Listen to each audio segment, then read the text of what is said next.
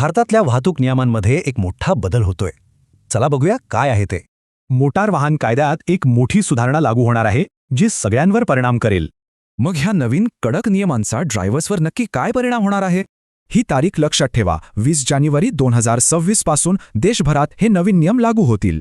आणि ह्या नवीन नियमांचं मुख्य लक्ष कोण आहे, तर जे वारंवार नियम मोडतात ते.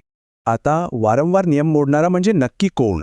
तर ज्याने 5 किंवा त्यापेक्षा जास्त वेळा नियम मोडलेत. म्हणजे एकाच वर्षात 5 पेक्षा जास्त वेळा नियम मोडणं आता गंभीर गुन्हा मानला जाईल. ही सगळी प्रक्रिया एका नवीन डिजिटल चलन सिस्टीमने सुरू होईल. इथे सगळ्यात महत्त्वाचं आहे वेळेचं पालन. दंड भरणे किंवा अपील करण्यासाठी कडक टाईमलाईन आहे. आणि जर ह्या 90 दिवसात दंड नाही भरला तर त्याचे परिणाम खूप गंभीर असतील. लायसन्स आणि गाडीला नॉट टू बी ट्रान्झॅक्टेड असं मार्क केलं जाईल.